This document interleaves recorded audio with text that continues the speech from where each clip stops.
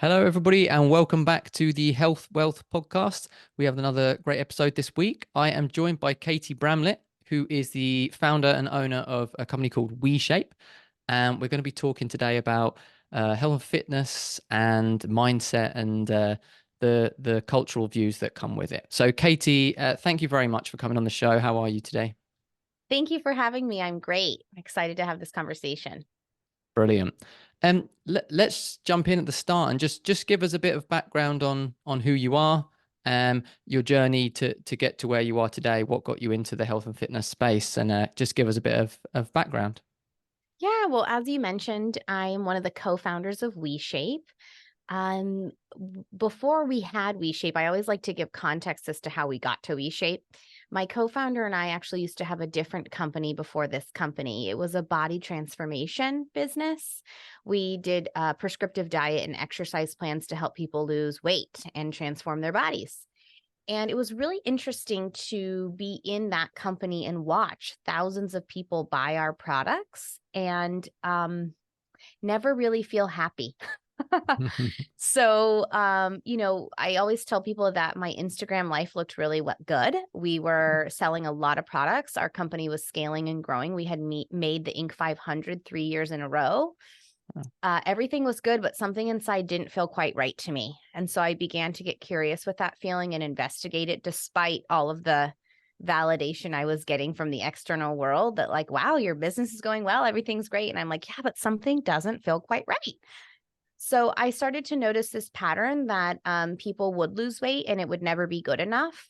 They would still never really have body acceptance. They still lacked self-love and self-respect. And I started to kind of investigate that further. At the same time, my co-founder he's really passionate about moving well and getting people to think about exercise through the lens of movement and not through the lens of how hard can you work out and how many days are you working out, but like, how does your body move? Because the reality is aging is inevitable. The body ages whether we like it or not, and how you move is directly linked to how your body feels a lot of the time. So he was kind of dissecting this exercise piece, and I was sort of dissecting this mentality piece. And we kind of came together and said, while this business is going well, we're lacking some meaning here, and we need to shift directions completely. So we shut that company down, and we started WeShape. So he focuses a lot on the movement side, getting people to move better and feel better in their body. And I focus a lot on the mentality side. And one of the biggest things I can say to kind of start that conversation, having experience in the body transformation company, was people were after weight loss and body transformation. But what I discovered is that they were actually after body acceptance, self-acceptance, value, worth, and love. That's what us all human beings want to know. Like, am I valuable? Am I lovable? Am I worth it? And we often use diet and exercise and like programs and weight loss as a vehicle for getting that validation. And what I can tell you, watching thousands of people transform their bodies, is it never really ended in the way they thought it would. So that's how we started WeShape, and that's the work we're doing today. Yeah, that's brilliant. I think you're completely right with that number on the scale. It's never going to satisfy you, is it? It's one of them No, things where once you get there, it's like, what now? Something else. You're never happy, are you? no. And that's what I tell people. At WeShape, we're really just like offering a container for whatever people need.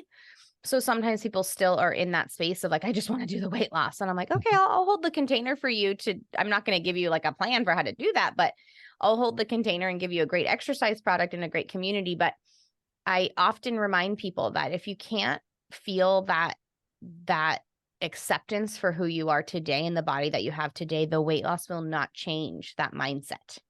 It's a mindset thing. It's not a weight thing. Yeah, I agree. And I think everything starts with the mindset. You're right. You have to get that right. Whatever you're going to do, whatever changes you're going to make, you definitely have to start with the mindset. That's right. Are you struggling to lose weight? Have you tried all of the fad diets with no success? This is the one reason that you keep failing and gaining the weight back. You're doing a diet instead of a lifestyle. Nobody keeps up a diet long term. Eventually it becomes too much and you go back to your old eating ways and the weight comes back on. This is where our 12-week fat loss plan is completely different. This is not a diet. It's a 12-week journey of learning how to implement simple, healthy, and sustainable eating habits that allow you to maintain your fat loss for the long term. Diets are based on the principle of eat less, move more, which are the two main ingredients of increasing hunger. And in the long term, hunger will always win and your diet will fail. We have a very different approach. There is 0 calorie counting involved. You do not need to restrict the amount of food you eat. You need to eat the right foods. The reason our method does not fail is because we're not starving your body. We give the body everything it needs to be satiated, to be healthy, and to increase our metabolic rate, which all contributes to easy, consistent weight loss. Sound too good to be true? Fortunately, we have plenty of testimonials on our website from clients who've already experienced how well this works. What do you get with the 12-week fat loss plan? First off, you get an introductory call with an expert health coach.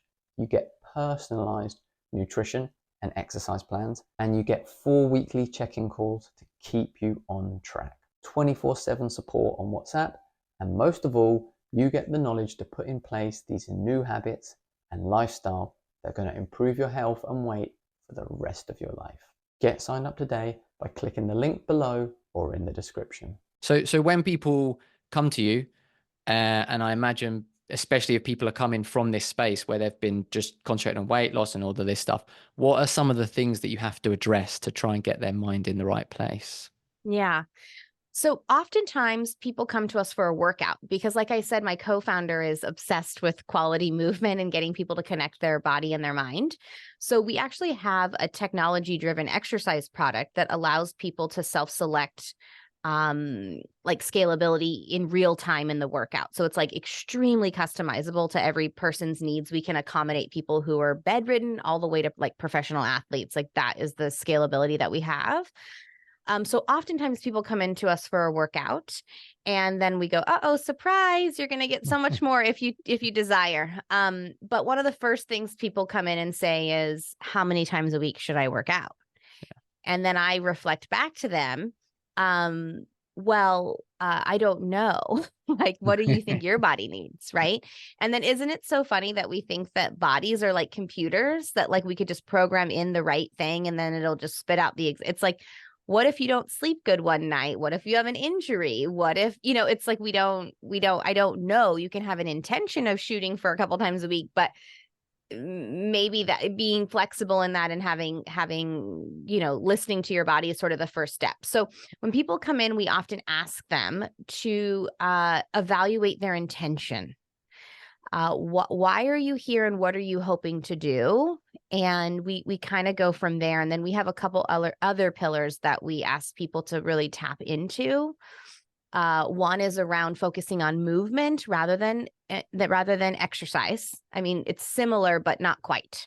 Yeah. So when you go to start an exercise program and you're so focused on the aesthetic, you lose the important part of movement. And movement is in my opinion, like freedom from pain. And it's something that can be the most sustainable thing you can offer your body at the age of 20, 30, 80, like it's the thing. If you focus on a movement centered program, that's something that can be with you now and through the rest of your life.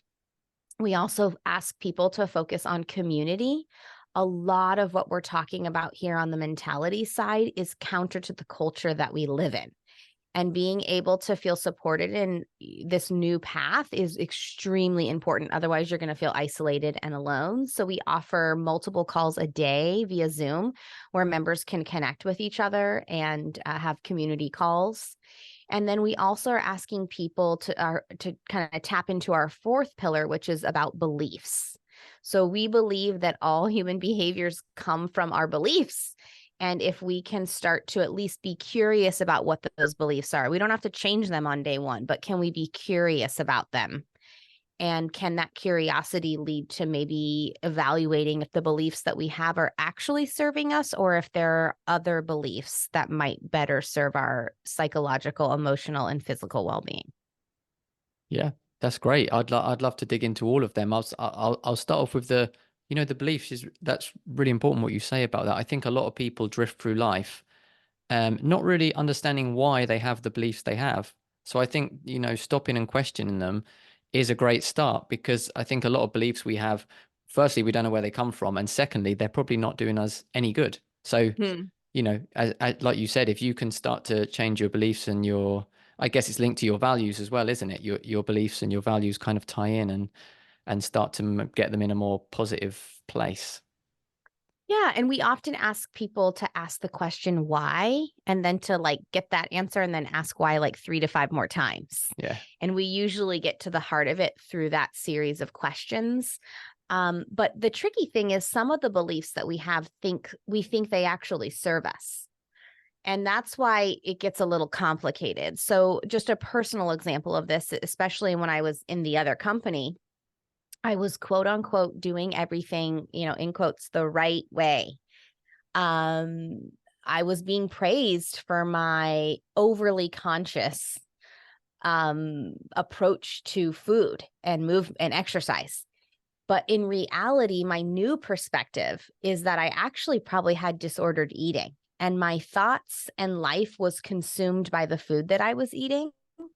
And at the time, my belief was that I was a healthy person. So you see how that's really confusing, right? At the time, I was considering myself very healthy and doing all the right things.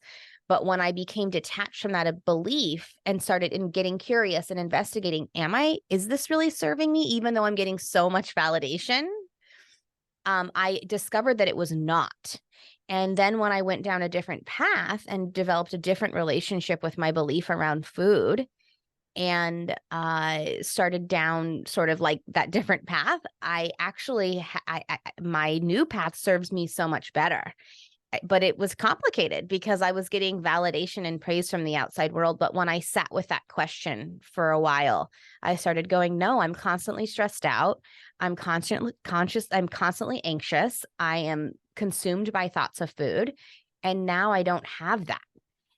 Or at least definitely not as much. It's still a work in progress. But do you see my point? It's kind of confusing when you're getting so much praise and validation for that way, but sitting with yourself and being curious and saying, I have this belief.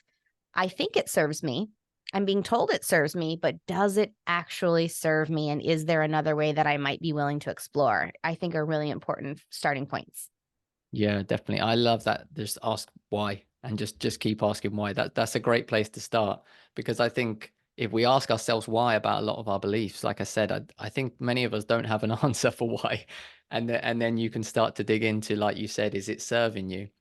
And I love what you're saying about the movement too. When people think about, fitness and exercise and stuff, and they just think about in the gym, pumping iron and going crazy. But like you said, functional movement is a big thing. And as you said, when I get to 70, 80 years old, I want to be able to do the things that I want to do. And just killing yourself in the gym every day is not actually the best way to achieve that. Yeah. Like, for example, one of the things that we've noticed in a lot of we have lots of community calls every day. One of the type of calls we have is a movement related call. So if people do have movement related questions, they can speak with our co-founder or a physical therapist. And it's actually really surprising to see a certain demographic of people having so many issues with their feet. It's like this interesting phenomenon that we've discovered is like, after a certain age, the feet become, and it's like, who's talking about that in their exercise program? Yeah. Right. And it's like, it's things we don't think about because we're so focused on doing it right now. But it's like, what does it actually mean to serve my if I could take away all of the beliefs I have around what it means to be physically fit, and I could figure out a way to attune to what my body needs now and for the long haul, would I be doing the exercise plan that I'm doing now? I don't know. Right. So it's like, that's why we're trying to just tap into the movement piece of it. Like, how do you move? Where do you have movement dysfunction? All of us have movement dysfunction. That's just part of being a human being, right? You get an injury in your ankle and suddenly your right shoulder's bothering you, right? That's not by chance. But our culture in the fitness industry does not focus on that. And that was one of the problems we found when we were developing WeShape. Like, what are the big problems in the fitness industry and how can we help solve those? There were two main problems that we discovered. It's one, there is no industry standard in the fitness industry for high quality exercise. It's all just, objective. It's like whatever people, and a lot of it is driven by marketing. And I know because remember, I made the Inc. 500 3 times. And so I know how to sell fitness, right? Mm-hmm. So we discovered like there's no high quality. Like you could go see a personal trainer and I could go see a personal trainer. Your personal trainer could have a 16-hour personal training course. Mine could be working on their doctorate degree in physical therapy. They're both personal trainers, but they're vastly different approaches and different experiences. So we have decided that we need to come in and address this problem and set a standard for high quality exercise in the fitness industry. One that's not rooted in how much money a company can make, one that's rooted in what does the human body actually need and how do we serve that part. It's not as sexy, it's not as marketable, but it is what the human body actually needs. So that's why we're focusing on the movement side. Yeah, that's brilliant. I love that. And as you say, the fitness industry is full of marketing, the health and fitness industry. Most of it is all just marketing, and there's a lot that's out there that's a load of rubbish. So, the fact that you guys are doing that is brilliant. I think that's really important. I think you mentioned before, I think you used the word about freedom, having the freedom of movement. And that's really important. Like I said, you want to be able to do the things that you do now. You want to be able to enjoy them when you're old. And so you've got to move right for that. So I imagine, is there lots of mobility exercises and things like that you do to help people? Yeah. So when we discovered that there's this problem in the fitness industry, we said, okay, how would we solve that problem? And we discovered, well, if you had a really high quality program, like a personal trainer who had specific training and movement, they would develop a program for you that's based on all of what your body needs, right? Because every part of your body is a little different. Maybe you have a lot of strength and mobility in your quads, but maybe you don't in your shoulder, right? Yeah. So we said, well, how is that going to be possible? Not everybody can afford a high quality personal trainer. So that's where we developed a technology that comes in, and it's really complicated behind the scenes, but for the customer, they just push play. So what happens is people come in, they take a quiz. We try to understand what your body's capable of and where maybe you have some limitations or injuries. And then we have thousands of video files that we pull from in real time based on what you're needing for that day. And it can be adjusted in real time. So yeah, we don't require any equipment. We're trying to get people to connect with their body. So it's all a lot of like movement-based exercises. I try to remind people are so nervous when I tell them about this approach. Like, I'm not going to get a good workout. I'm like, push play, and I promise you will. So we do squats, we do push-ups, we do these things, but like, for instance, our push-up might have like 10 to 15 variations. Right. So we call them micro movement progressions. So we can accommodate any level at any point in that micro movement progression. And then we're helping you master that movement before we put you to the next micro movement progression. So yeah, it's movement based. It doesn't require any equipment. We also do really unsexy things. Like we ask people to learn how to properly brace their core. And we practice breathing exercises and core stabilization movements in the beginning of each. I remember when we first launched the product, I went to my co-founder and said, oh, I don't like the breathing stuff. It's so boring. Can we just take that out? And he said, you're making me crazy. It's like a foundational thing people need. That's why people have so many back injuries. We don't know how to properly brace our core and actually breathe in the way that needs to. So he's like, absolutely not. We're not removing that. So so there's a variety of mobility, breathing, core bracing, and then various body weight movements that we do to comprise our exercises for the day. That's awesome. You make a great point there that there's a lot of people out there doing exercises wrong. And that while it can be okay sometimes, that it can lead to injuries and serious injuries, not doing them right. And obviously you said before about there's no kind of quality control. So yeah, that's a great point. If you're doing exercises, you need to make sure you're doing them right and making sure you've got the right information. So that's great that it's really just showing people exactly how to do it and walking them through, and breathing, of course, is really important too. Nowadays, struggling with health issues has become so common that we've started to accept it as an inevitable part of aging. 95% of the world's population today suffer with some kind of health issue, and over a third of all people have 5 or more health conditions. Now, despite the prevalence, this is not normal. The majority of the main culprits, like diabetes, hypertension, cancer, heart disease, autoimmune and bowel conditions, they were pretty much unheard of just 100 years ago. Now, with all the technology and medical advances we've made, shouldn't our health be getting better, not worse? 100 years ago, we didn't have the medications we have access to now, yet health was much better. How can this be? The answer is that these are all lifestyle and metabolic conditions.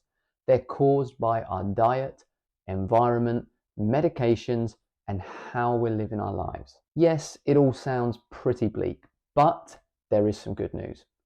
These conditions are all reversible. By changing the very things that caused them, we can reverse these health conditions and get back to being healthy. Now, to achieve this, we use a natural, holistic approach to optimize every area of your life, from your diet, your sleep, exercise, environment, and more.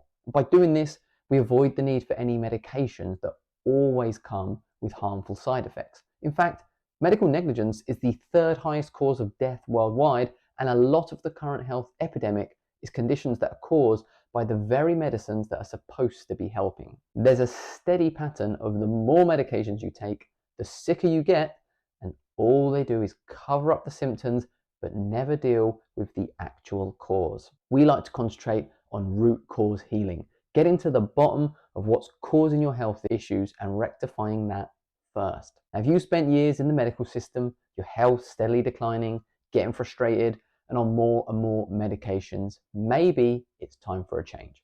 Why not try a different approach and see what we can do for you? The majority of medications you're put on are for life, and you just have to accept it. You do not need us for life. Our approach is one of education. We teach you how to take control of your health on your own, so you never need to rely on any other person or medication again. The long-term solution is not us, it's you.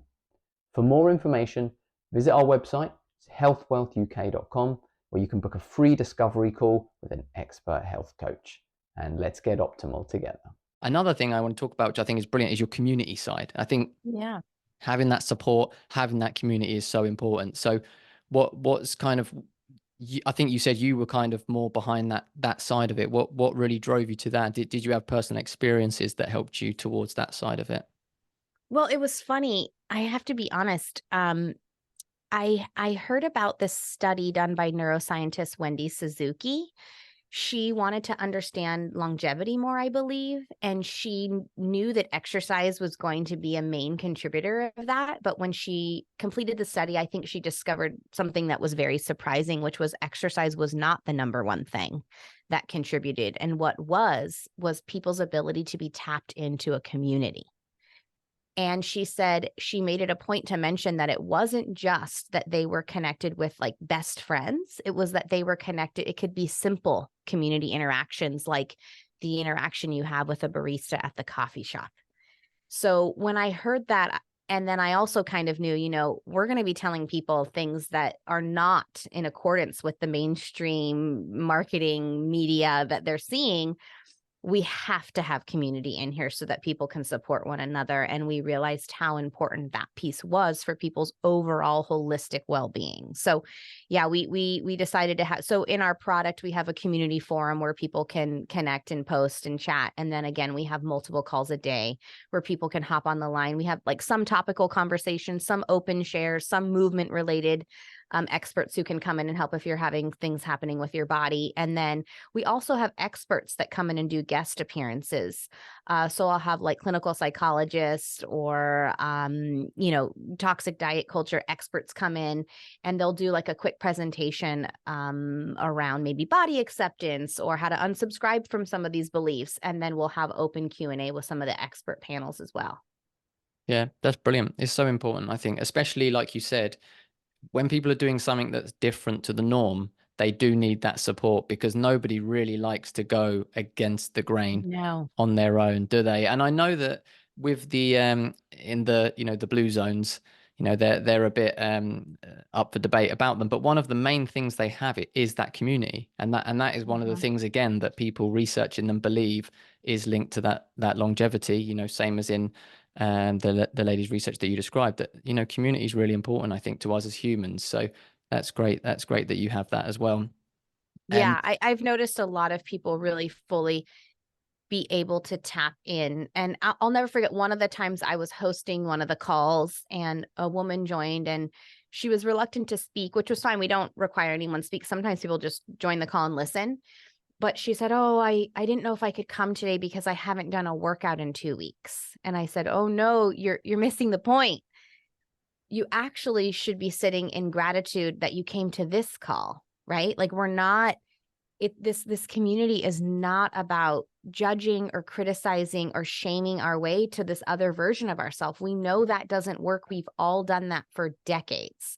This is about offering no judgment, support, community, and self-grace and kindness." So, and then she was like, "Oh, okay." Like you could just tell she shifted and said, "Oh, I'm happy." It's like, we're not here to keep track. In fact, we're really adamant in our program and our product about not doing all of these badges and different things. It's like we do a check-in every month. We have a feel-good score where we check in and do like a little quiz every month with our users where it says like, how did you sleep? How's your self-confidence? How's your energy? How's your aches and pains? I know people love to track stuff, so I don't want to like keep that out, but I want to have an intention of tracking other things rather than how many workouts did you do and what does the scale say? Like, we're not tracking those things. We're tracking how you feel. And we're making sure you're plugged into community, and that we're addressing self-confidence, and that we're making sure you're not in pain, and that you're sleeping well, and that you have energy, right? So just a couple of the ways that we're really trying to shift that other pillar of intention. Yeah. Yeah, no, that's great. People have to understand that health is a whole thing, from a holistic approach. It's not just, as you said, your diet, your exercise, it's stress, it's sleep, it's all these other things that go towards your happiness that are healthy. You don't have to be able to run a marathon to say you're healthy. You need to be in the right place and be happy. So I think that's a great place to come from. What do you find are some of the main, I mean, I know you said it's kind of going against some of the mainstream ideals on health and fitness, and what are some of the main things that you find people struggle with when they're changing over to this new way of thinking about it? That my weight is the number one factor of my overall health. That how many times a week I'm working out is another factor of my overall health. It's like we have a podcast as well as a way of offering educational opportunities to expose different beliefs that could better serve us. It's called the Feeling Lighter podcast. And I had a guest on recently. I don't think this episode has released yet, but it will soon, where we had a guest expert talking about dozens of different health behaviors that contribute to our overall health. And I believe she said diet and exercise, it was like under 10% of the overall contribution, right? We completely forget about many, many, many health behaviors that we can have that contribute to our overall health. And going back to that example where I was so obsessive with my nutrition and food, I didn't realize it at the time, but I can look back now and go, oh my God, I was so stressed out. I was not, it's like we're not placing enough value on the other health behaviors. Now, this is not to say that we're going to minimize what we might, moving our body. We know that probably helps us feel good. I'm not going to minimize food that we eat, but I'm not going to shame and judge the food that people eat. right? Like I used to, I have a much greater variety of food now. And some people would even say, oh, well, some of those choices aren't quote unquote healthy. But my relationship with food and my overall stress and well-being is so much lower that I just don't worry about those things anymore. So it's not to say that I can go and eat pizza all day, every day and feel good. I'm more in touch with my body to know that maybe not every day, but definitely not going to have shame and judgment when I do feel like having that, right? So it's more of this dance that I do with my body now. And as a result, I have a lot less stress. I have a lot more freedom. I have a lot more body acceptance. I have more time and energy to make other health choices, sleeping more, going on hikes and walks with friends more, like community relationships more. Those are other things that dramatically impact my overall well-being. My point being, we can't just narrow it down to diet and exercise. It is significantly more than that. And that is something I think that's hard for people to understand when they come into our community. And I understand we live in a culture that tells us our entire health is based on diet, exercise, and what the scale says. And we're here to say, maybe not. Yeah. Yeah, absolutely. I think it's finding that balance between everything. Like you said, diet and exercise are part of it. But yeah, if you're getting obsessed with it and you're stressed and you're not sleeping, that you're just canceling out anything you're doing on the diet and exercise side anyway. So you need to have that balance. When you obviously you were in the more mainstream health and fitness world before with your company, was it, did you experience some of those toxic cultures then when you had that business? I mean, we were swimming in it. We were in the sea of it. Absolutely. Just to watch like people's self-worth, people's criticism, their judgment of self, the stress, the disappointment when they wouldn't meet it was just, and this, like, if I just motivate myself enough, and I'm actually allergic to the word motivation these days because I'm like, it is not that. And I often share this story. I've been in the fitness industry for about 20 years now or more. And I actually hated exercise until about 2 years ago, almost 3 years ago now. But I hated exercise. I was like something I would do to check the box so that I was doing the quote unquote right healthy things. But it wasn't until I started evaluating those deeper parts of self-acceptance and self-worth that I then decided that like exercise came more naturally. I didn't have to cultivate all this motivation to do it. I intrinsically wanted to. So one of the main differences that I noticed from our old model into our new model is that the old model was so rooted in like extrinsic motivation. So getting validation from other people, getting validation from the scale, getting validation from family, friends, culture, whatever. And our new model is more focused on you and your own experience. And whenever I come from that place, there's just a lot more intrinsic desire and ease that comes with that. It takes some work, but it's absolutely worth it. I don't have to dangle these carrots to like do a WeShape workout or go on a hike with a friend. I don't have to do, it's like, I just kind of am checking in with myself more. It's an evolution and a different type of dance now. So yeah, it's been quite a transformation to go from that experience and watch people be in that experience and come to us. And one final story I'll kind of share about the difference between that old model and this new model is sometimes we run these, what we call now these feel good challenges, right? So they're not body transformation. They're about like, how can we tap into different parts of how we feel about our body and ourself? And I had a woman join, she was in her 70s. And at the end of the month, after we had gone through the pillars of intention and movement and community and beliefs, we asked her, like, what do you feel was the biggest thing that came from this experiment? And she said, it was funny. I definitely came here to get a workout, thinking I could just transform my body and feel good. But what actually happened for me is I had a big self-transformation. And she said what happened is now when she looks in the mirror, she realized that those voices that used to tell her, you need to lose weight, you're fat, you need to be in this pant size, you're not, were not her. They were her caregivers from growing up. They were the culture. They were not her voice. And this experience with WeShape was giving her the opportunity to access her voice. And I'll just like give a little like teaser here, like the little, that voice, that true, authentic voice of self, is not critical, is not judgmental. And she said one of the things she gathered from this was being able to have that voice come through, which was a voice of self-acceptance, which was a voice of self-kindness. And it just changed how she viewed her body and how she interacted with her body. And it just changed her entire experience. And that's why I say, like, people come for the workout and then we go, oh, surprise, we're actually going to address the real thing that's happening here. We'll get you a good workout too, but we're going to address the real thing that's going on. That is brilliant. I love that. And that change in perspective, like you said, I think that's true for so many people, that those voices in their head are just, they're what society has put on us. Or as you said, maybe perhaps people in their life beforehand that have put that in there. And it's not actually them, as you say, you know, deep inside, we want to be kind to ourselves. We want to love ourselves. And so digging into that voice, that's brilliant. I love that perspective on it. That's absolutely what people need to do. I couldn't agree more. And a clue to, like, is this me or is this something else? Is it a critical? Is it a judgment? Is it unkind? Like, that's usually our indication that, like, some investigation needs to happen there. Yeah. And if it is falling into that camp, then it's likely not really the true you.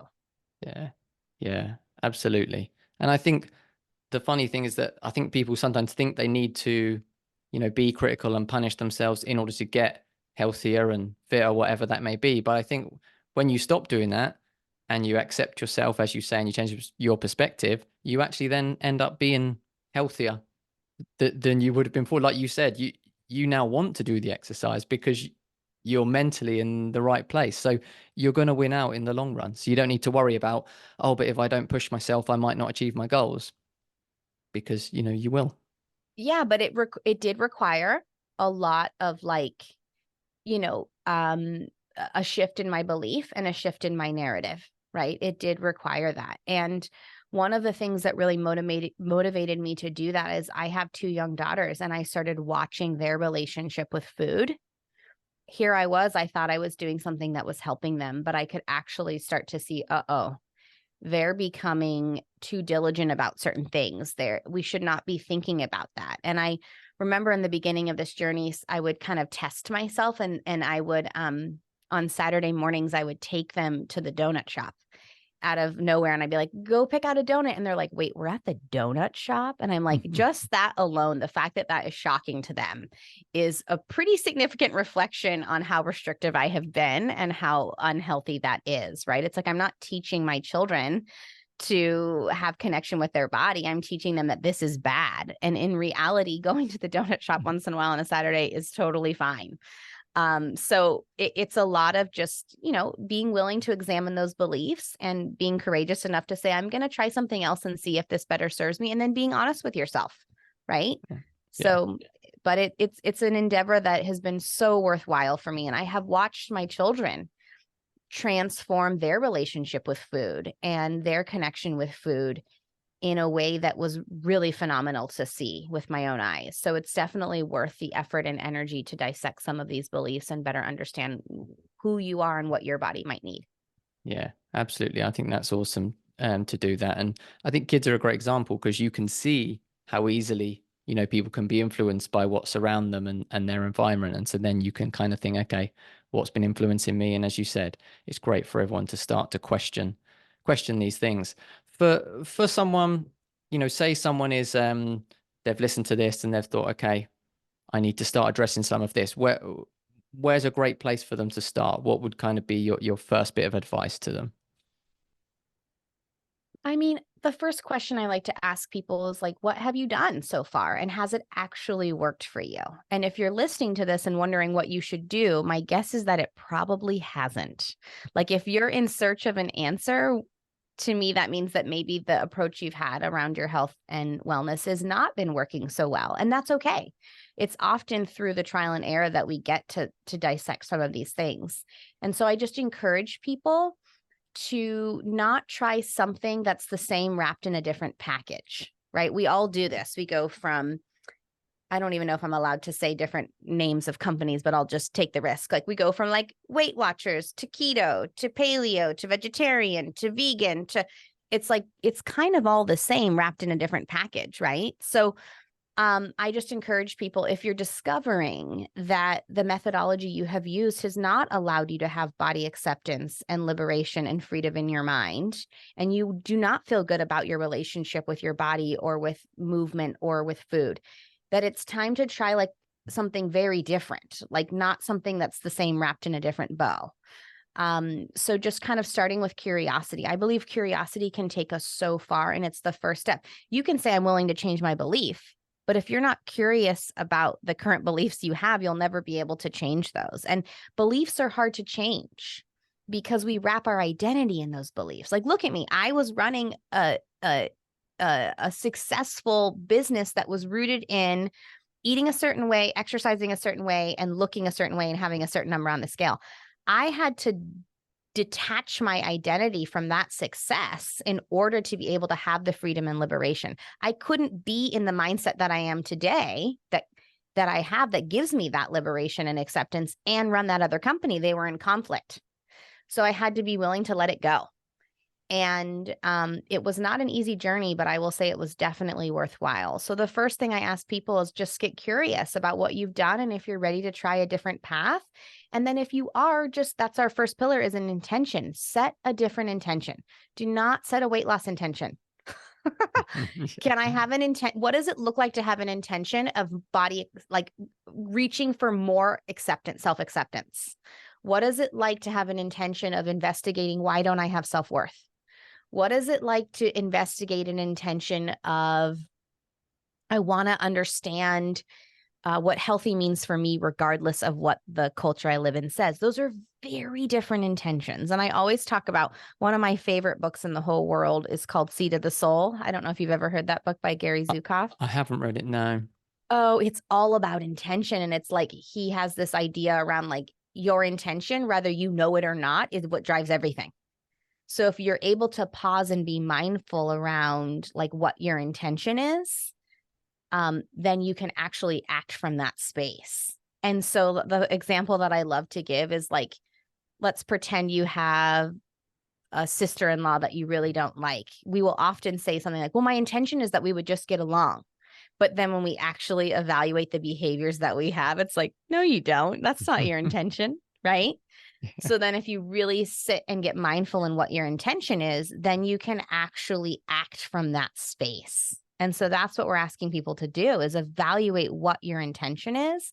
And then let's keep revisiting that and act from that space. So that way, when you say, okay, my intention is to learn how to tap into better self-acceptance. Okay, great. Now, when somebody says, oh, how much weight did you lose? You can say, pause. My intention is not the weight loss. My intention is self-acceptance. I'm not going to go down that path. Yeah. Yeah, no, that's great. Just reframing it, isn't it? Just getting that right mindset. You have to check yourself. Like, yeah. we always say our intention is something, but you know your intention is aligned if your behavior follows that intention. Yeah, that's very true. That's an easy way to check, isn't it? Yeah. If you're constantly battling against it, then you need to ask yourself, is that really my intention? And the other way you can tell is the outcome aligned with your intention? Yeah. Probably not, right? You're like, oh, I don't like my sister-in-law. Well, then your intention isn't to like her. Yeah.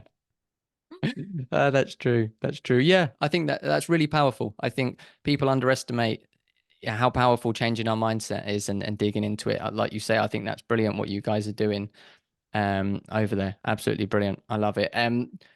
Listen, tell us where people can find you and how they can get in touch with you and how they can work with you and anything else they might need to know.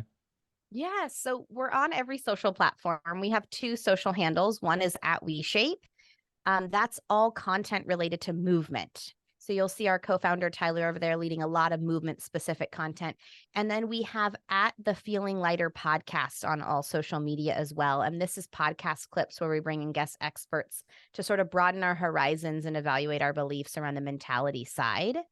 And then I actually have a special link for your listeners. If they want a 2-week free trial for WeShape, they can go to WeShape.com/health-wealth, and they can get a 2-week free trial.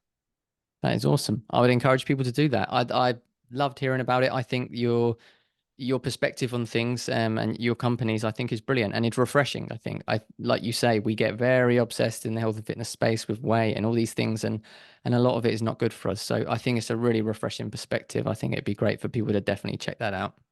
Thank you so much for the opportunity to share about it. That's all right. Thank you so much for coming on and for giving us your time. And thank you everyone else for being here. Hopefully you enjoyed the show, and definitely check out WeShape and also make use of that code. And we'll see you next week, and let's get optimal together.